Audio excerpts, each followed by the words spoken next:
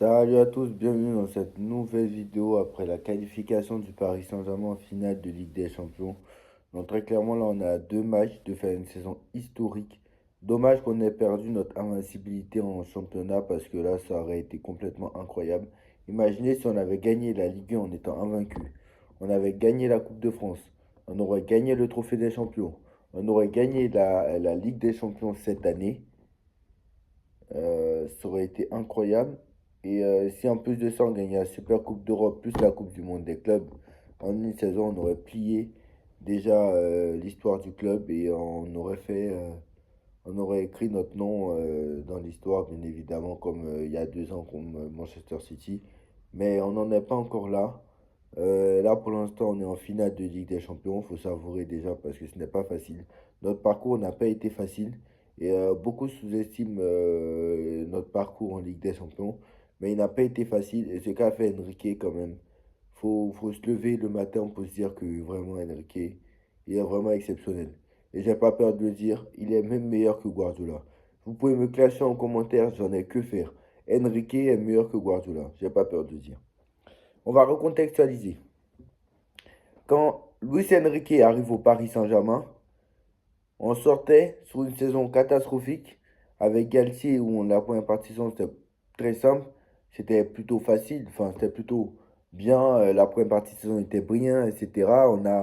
On a quand même gagné des 7-1 contre Lille. On a gagné des 7-1 contre je ne sais pas qui. On a gagné des 5-0 contre Clermont. On avait marqué énormément de buts, etc., etc. On s'est dit cette année c'est la bonne, etc., etc.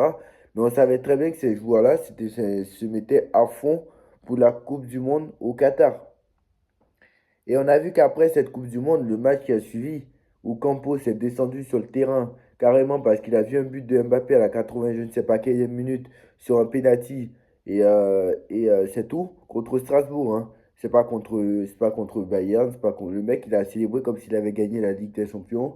Mais on a vu que c'était inquiétant. La deuxième partie de saison était très compliquée. On s'est fait éliminer par le Bayern de Munich à juste titre. Voilà, on n'avait pas le niveau. Et très clairement, voilà. Et sur la fin de saison, c'était très très compliqué. 7 défaites en Ligue 1. Bref, c'était compliqué. On a fini seulement avec un point d'avance sur Lens. Et on aurait pu ne pas prendre le titre d'ailleurs euh, si Lens n'avait pas été à 10 contre 11 quand ils nous avaient affrontés. Parce que quand on les a battus 3-1, ils étaient à 10 contre 11. Hein. Voilà. Bref, voilà. Égalité est remercié. Bon, on s'en souvient bien. Au mois de mai, fin mai, après le dernier match contre Clermont, perdu encore une fois, 3 buts à 2, après avoir mené 2-0. Nasser dit à Galtier, écoute, je te paye tes indemnités, tu dégages. Et là, Nasser s'est remis en question. Il s'est dit quand même, il va falloir quand même que je me réveille. Et je pense que non seulement c'était parce que la Coupe du Monde au Qatar était passée, mais ce qui n'est pas passé pour Nasser El Khelaifi, c'est que le fait que Manchester City ait gagné cette Ligue des Champions. Parce que Manchester City l'a gagné en 2023. Et comme le Qatar est ennemi, entre guillemets, parce que, vous savez, au golf, les dirigeants de Manchester City, ils sont. Les dirigeants de Newcastle, ils sont saoudiens. Mais les dirigeants de Manchester City, eux, ils sont des Émirats Arabes Unis. Donc, ils sont un peu les ennemis du Qatar au niveau des pays du Golfe. Donc, voilà. Donc, depuis que Manchester City, qui a été racheté en 2008 hein, par ce fonds euh, des Émirats Arabes Unis, donc eux aussi, qui s'appellent même, d'ailleurs, comment il s'appelle ça va me revenir. Voilà. D'ailleurs, on appelait l'émir du Qatar, qui est surnommé aujourd'hui, pour beaucoup, hein, qui est surnommé depuis plus de 10 ans, Doha. Et l'autre aux Émirats Arabes Unis, on l'appelle, je ne sais plus. Bref, en tout cas, ce qui est sûr, c'est que quand Manchester City a gagné cette Ligue des Champions, ennemi du Paris Saint-Germain, ennemi donc des Qataris, donc cette rivalité politique, ce n'est pas passé aux yeux de Nasser, aux yeux des dirigeants et aux yeux surtout de Doha, parce que beaucoup pensent que c'est Nasser le propriétaire. Nasser, c'est seulement le président. Nasser, ce n'est pas le propriétaire. Le propriétaire, c'est Doha. C'est Doha. Et Doha a dit, bon, écoute, il va falloir qu'on change. Parce qu'en plus de ça, la Coupe du Monde est passée. Donc écoutez, maintenant, on va faire le grand ménage, le grand nettoyage. Le fameux grand ménage que Nasser annonce tout le temps. Enfin, non, il annonce. Le fameux grand ménage, grand nettoyage qu'on demande tout le temps à chaque élimination depuis plus de 12 ans maintenant. Et en 2023, le mec s'est réveillé, il s'est dit, écoutez, il va falloir peut-être que je me réveille moi aussi. Donc la Coupe du Monde étant passée, je pense qu'ils ont acheté ces stars juste pour la Coupe du Monde. Donc la Coupe du Monde étant passée, il va falloir maintenant qu'on se concentre, même si on doit les mettre à pied ou même si il ne doit pas jouer de l'année, je pense qu'il va falloir qu'on se concentre pour trouver un entraîneur déjà et pour trouver une philosophie. Et je pense qu'ils ont choisi le meilleur entraîneur possible. Parce que je sais qu'il y avait Nagelsmann qui était aussi en ballottage favorable avec Enrique. Mais finalement, Nagelsmann avait dit non. Et moi-même, j'étais pas trop fan de Nagelsmann. Parce que Nagelsmann, lui, il est vraiment offensif, mais il n'a pas de référence. Et Enrique, ce qui nous faisait peur avec Enrique, c'est que bon, il avait eu ses échecs avec l'Espagne. Il faut voir qu'il n'avait pas l'équipe aussi qu'il voulait. Et il avait eu son échec aussi avec, je crois, le Celta Vigo et l'AS Roma. Mais là aussi, c'est pareil. Mais au Barça, il avait totalement réussi. Mais tout le monde a dit qu'il aurait gagné la Ligue des Champions avec le Barça. euh, avec l'équipe qu'il avait. Xavi, Iniesta, Neymar, Messi, Suarez. Bref, on ne va pas refaire la liste. Vous connaissez. D'ailleurs, il a gagné la Ligue des Champions il y a 10 ans avec ce même ce FC Barcelone-là. Donc 10 ans plus tard, peut-être qu'il gagnera la Ligue des Champions. Donc quand Enrique arrive, elle a dit, écoute Nasser, moi je veux bien venir dans ton club, mais écoute, mais tu sais ce que tu vas faire. Moi, et il a dit lui-même, hein, c'est Enrique qui l'a dit lui-même. Je vais voir si je trouve, je vais vous le mettre à l'écran. Mais c'est Enrique qui l'a dit lui-même.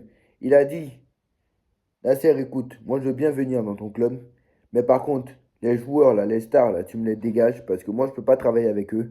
Tu me les dégages, les gros joueurs, tu me les dégages. Et après, moi je viens.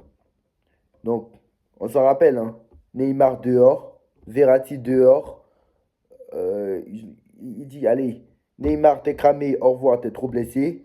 Messi, t'es cramé, au revoir, t'es trop blessé. Même si Messi, c'est plus lui qui voulait partir. Ramos, allez, au revoir, dehors. Et il reste qui, j'ai dit. Et Mbappé, au revoir, dehors. Même si Mbappé, lui, c'est un cas particulier parce que Mbappé et Verratti aussi. Verratti aussi, t'es cramé, au revoir, dehors. Donc il a viré Messi, il a viré Neymar, il a viré Verratti, il a viré Sergio Ramos. Donc avec ces quatre-là qui foutaient un peu le bordel, etc., on était un peu bien. Il y avait Mbappé. Bon, Marquinhos, lui, on savait que son problème, c'était mental. Donc lui, c'est pour ça qu'Enrique a décidé de le garder. D'ailleurs, Marquinhos ne sera pas prolongé, hein. Je pense que Enrique, comme il veut les jeunes, je pense que Marquinhos ne sera pas prolongé après 2027. Je le pense. Surtout s'il gagne la Ligue des Champions, je pense que le mec sera fatigué. Je pense qu'il n'aura pas envie de prolonger. Mais bon, ça, c'est une autre histoire.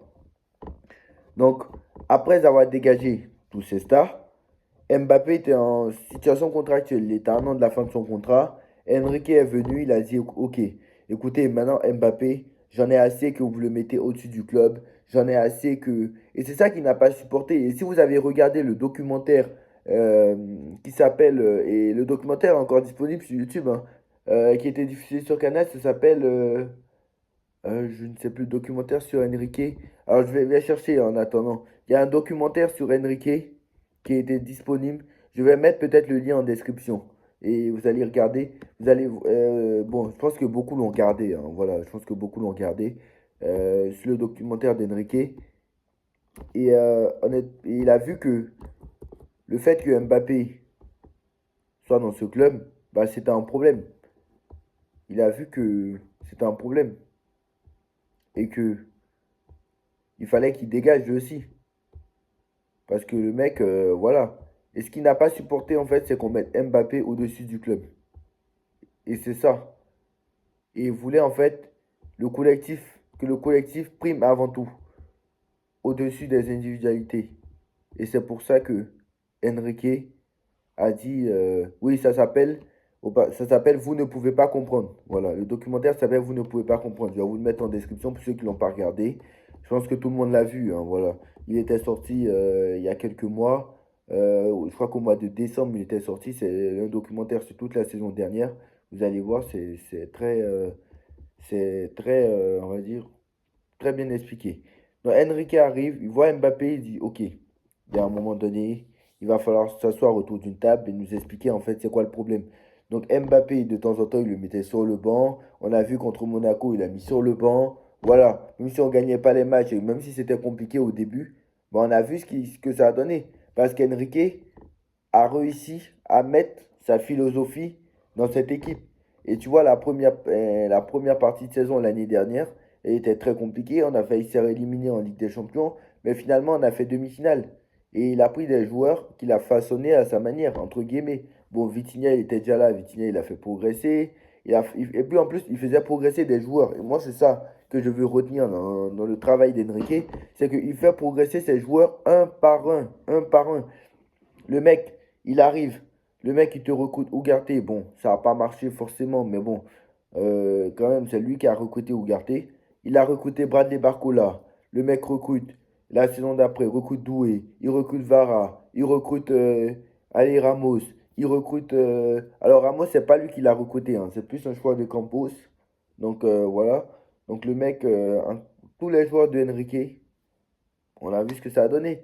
Il a fait progresser Fabien Ruiz. Regardez le niveau de Fabien Ruiz. J'ai jamais imaginé que Fabien Ruiz allait se retrouver à ce niveau-là. Et la première saison, c'est une réussite complète. Dommage que cette demi-finale contre Dortmund. Aujourd'hui, c'est partie remise. Mais l'année dernière, la demi-finale contre Dortmund, c'était pas de chance. Parce qu'avec les poteaux, les barres, etc., on se serait passé. En finale, en un match, on ne sait pas ce qui se serait passé. Et cette année, honnêtement, tout le monde ne peut pas dire que Enrique a fauté le mec. Enrique a bien compris que le plus important, c'est le collectif. Et quand Mbappé est parti, Mbappé n'a pas été remplacé. Mbappé, il n'a pas été remplacé et le mec, il a tout changé. Il a fait venir Désiré Doué. On s'est dit, OK. En première partie de saison, Kvaratskhelia n'était pas encore au club. On avait des doutes sur Enrique. Moi, le premier, hein, j'avoue. J'avoue, on avait des doutes sur Enrique. Et il y en a un qui n'a pas eu des doutes, c'est l'immigré parisien qui n'a pas eu des doutes du tout. Il a dit qu'on jouait bien. Et qu'on jouait bien, notre problème était juste au niveau de l'efficacité devant le but. Et, et moi, j'ai dit que c'est Ramos qui allait nous faire retrouver l'efficacité. Mais finalement, lui a dit, et lui, il a dit que l'immigré parisien avait dit. Il n'y a pas besoin de numéro 9. Vous croyez vraiment que si on avait Vinicius à gauche et Salah à droite, est-ce qu'on demanderait Ramos? Non, c'est un problème d'efficacité globale. Et il a continué les matchs contre eux. Et voilà. Et je vous ai dit, on a eu le parcours le plus difficile dans cette phase de ligue jusqu'à aujourd'hui. Voilà. On peut pas dire, là on est en finale, on peut pas dire que le PSG a affronté personne. Là, on peut pas dire ça du tout. Quand vous voyez le début de saison, le mec a il a été invaincu pendant 30 matchs de Ligue 1. 30 matchs de Ligue 1. Qui a fait ça? Qui a fait ça? Même Laurent Blanc, il n'a pas réussi. Laurent Blanc, sa première défaite, je crois que c'était à la 27e journée contre Lyon. Voilà, même Laurent Blanc n'a pas fait ça. Et avec l'équipe qu'a Enrique, c'est quand même assez exceptionnel. Même si vous allez dire les adversaires, les adversaires, les adversaires. Quand même, Lyon est allé en quart de finale. Nice, c'est le seul qu'on déconne. Brest est allé en 16e. Et encore, ils ont affronté le PSG. Lille est arrivé en 8e. Voilà, Lille a fini parmi les 8 premiers, ce que le PSG n'a pas fait. Donc voilà, très clairement. Donc je pense que Luis Enrique a façonné son équipe à sa manière. Et Luis Enrique a réussi à intégrer tout le monde. Et on le voit bien, contre le PSG et contre l'Atlético Madrid, on était quasiment dos au mur. Bon, on n'était pas quasiment dos au mur, mais on avait fait match nul où beaucoup pensaient que le match était mauvais. J'ai juste dit que c'était un problème d'efficacité et que si on avait mis les occasions, ce match-là, on aurait gagné 5-1. Pareil pour l'Atlético Madrid, où on les domine latéralement et on les surdomine dans le match. Et à deux doigts, on se fait prendre à la dernière seconde. Ce match-là, il était le copier-coller face à Liverpool. Pareil. Et on était 25e. Rappelez-vous, on était 25e à la 5e journée. Il restait 3 matchs. Il restait 3 matchs. Il restait 3 matchs. Et à 3 matchs, on réussit à battre Salzbourg. On réussit à battre Manchester City alors qu'on était mené 2-0. Ne me parlez pas de Manchester City comme quoi ils étaient malades. C'est vrai qu'ils étaient malades, mais nous, on était menés 2-0. Et derrière, on va chercher la victoire 4-2. Match nul contre Stuttgart, dernier match. Alors que match nul qualifie les deux équipes, tu réussis à gagner 4-1 tranquillement. Honnêtement, je vous te dis la vérité, je vous dis la vérité, c'est exceptionnel. Et ce qu'a fait Enrique, bah, c'est vraiment grandiose. C'est vraiment grandiose. Et voilà. Il arrive en 16e de finale, barrage, il doit faire un tour. Brest, il le respecte. 3-0, 7-0, terminé, au revoir. Il arrive en huitième de finale, Liverpool qui a fini premier de la phase de Ligue, premier en Ligue des Champions, premier en Première Ligue, rien à foutre. Ils avaient perdu un match alors qu'ils avaient fait tourner. Il est surdomine au match aller. Liverpool, c'est presque un miracle qui gagne le match. C'est presque un miracle qui gagne le match. On s'est fait quasiment voler en plus dans ce match. Et on perd le match 1-0. Et malgré le fait qu'on ait perdu 1-0, on va s'imposer à Anfield et on gagne au tir au but contre Villa. Tout le monde a cru que ça allait être facile contre Villa. Mais contre Villa, faut bien passer par des moments difficiles. Les deux buts qu'ont pris le Paris Saint-Germain, c'est deux frappes déviées. Et malgré le fait que Villa est revenu au score et est revenu à gagner le match, on n'a pas craqué. Et ça, c'est bien. C'est ce qui est bien. Et Enrique a réussi quand même. Et c'est ça la différence, en fait, avec les autres années. C'est que le PSG des autres années aurait craqué. Et on aurait pris une remontada. Très clairement. Et ce match-là, voilà. Et après, on a eu le match contre Arsenal. Arsenal où on est surdomine. On les a dominés pendant 35 minutes au match aller. Déjà, ne parlez pas de oui, etc. On a dominé au match aller. C'est vrai qu'on a souffert pendant cette double confrontation. Mais voilà, on est là aujourd'hui et on est en finale. Et c'est mérité. C'est mérité pour le Paris Saint-Germain. Voilà. Et vous ne pouvez pas dire qu'on n'a pas affronté personne. On a affronté toutes les grosses équipes. Atlético Madrid. Arsenal, 3 fois. Manchester City, on était mené 2-0. Ne dites pas ne dites pas le contraire. On a affronté Liverpool. On a affronté le Bayern de Munich. On a affronté toutes les grosses équipes. On a affronté toutes les grosses équipes. Et on va affronter l'Inter de Milan en finale de Ligue des Champions, qui a fait finale il y a 2 ans et qui est encore en finale, qui a éliminé le grand FC Barcelone de cette année, qui fait l'une des meilleures saisons de son histoire. Donc voilà, très clairement, il nous reste 2 matchs. Il y en a 2 matchs vraiment de faire la meilleure saison de notre histoire. Merci Luis Enrique pour les travaux. En tout cas, honnêtement, en très peu de temps, le mec, il a gagné. Et c'est là qu'on voit que moi, je pense que Guardiola est un coach surcoté, quoi. Je reviens sur Guardiola parce que, excusez-moi, hein, mais Guardiola est un coach surcoté. Le mec a mis 10 ans à gagner la Ligue des Champions avec Manchester City. Quand vous voyez l'équipe qu'avait Guardiola en 2021 ou en 2020, je suis désolé, elle était beaucoup plus forte. Elle était, sur le papier en tout cas, l'effectif était beaucoup plus solide que l'effectif qu'a Enrique à l'heure actuelle. Et même s'il ne gagne pas la Ligue des Champions, le mec en 2 saisons, il réussit à faire finale et demi-finale. Guardiola, il a eu tous les gros joueurs. Il a fallu qu'on lui achète Haaland. Combien il a dépensé Guardiola pour gagner la Ligue des Champions? Regardez combien a dépensé Enrique pour gagner la Ligue des Champions. Bon, on n'a pas encore gagné, mais pour aller seulement en finale. Parce que Guardiola, il arrive en 2016, il allait en finale en 2021. En 5 ans, regardez combien Guardiola a dépensé. Et en 2 ans, regardez combien Enrique a dépensé. Donc voilà. Dites-moi en commentaire ce que vous en pensez. On like, on partage, on commente, on s'abonne. Merci encore une fois Paris pour cette qualification. Et on se retrouve très très vite pour une nouvelle vidéo. Bien sûr, on va continuer à faire les vidéos. Il y a la finale de Coupe de France. Bon, les autres matchs de Ligue 1, pour moi, ça ne sert à rien. Donc voilà, on va continuer. Et voilà, de toute façon, on est bientôt sur la fin de saison. Dites-moi en commentaire. On se retrouve très vite pour une nouvelle vidéo. Tchuss.